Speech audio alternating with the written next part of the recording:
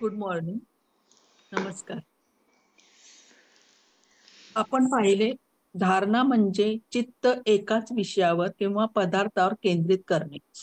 तो विषय स्वतःच्या शरीरातील किंवा शरीराबाहेरील असू शकतो. त्या वस्तूविषयक ज्ञानाचा न तुटणारा स्तोत्र म्हणजे ध्यान. म्हणजे तिथं सलगपणे आपण बघितलं तर ते ध्यान होऊ शकतं. जेव्हा आपण एखाद्या गोष्टीवर लक्ष केंद्रित करतो, तेव्हा मन त्याबद्दलच्या संवेदना ग्रहण करू लागतात. ही धारणा झाली. पण त्याच अवस्थेत जर बराच वेळ मन गुंतून गेले, तर ते ध्यान झाले. तसेच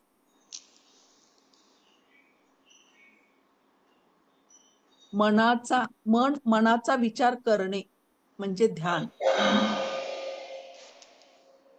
7 प्रकारच्या भूमिकेतून गेल्यावर त्या भूमिकेचा अनुभव घेतल्यावर त्याचे ज्ञान होते आणि ज्ञान झाले की ध्यान होते.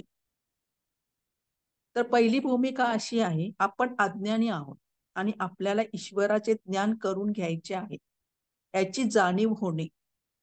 जेव्हा इकडे-तिकडे आपण ईश्वराचा शोध घेऊ लागतो, तेव्हा प्रथम लक्षात येते, की ईश्वर आपल्या स्वतःजवळ आहे.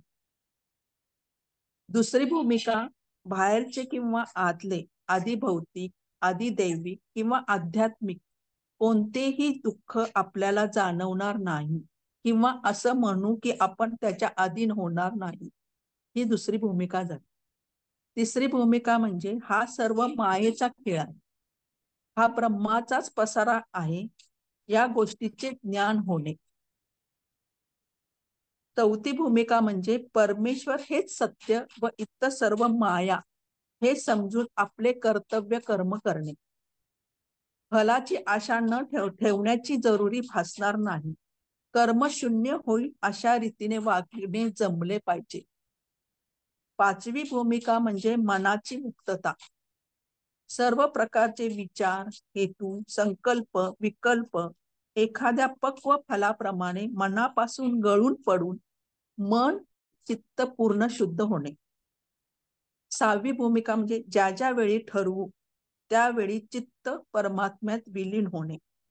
म्हणजे आपण कधीही ठरवू तेव्हा आपलं चित्त त्या मनाशी विलीन व्हायला हवं.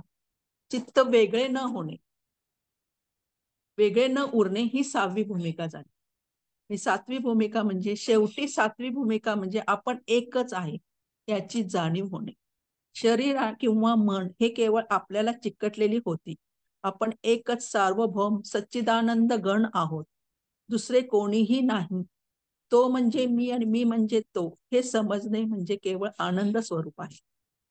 योगाची वेगवेगळी अंगे आपण पाहिली. ही 7ही अंगांचा जर अभ्यास केला, तर आपण निश्चितच धार पहिली 5 अंगे ही बहिर्मुख आहेत आणि ध्यान, धारणा, ध्यान, समाधी ही अंतरंग आहे. तर त्या आपण निश्चितच पोहोचू शकतो. Thank you.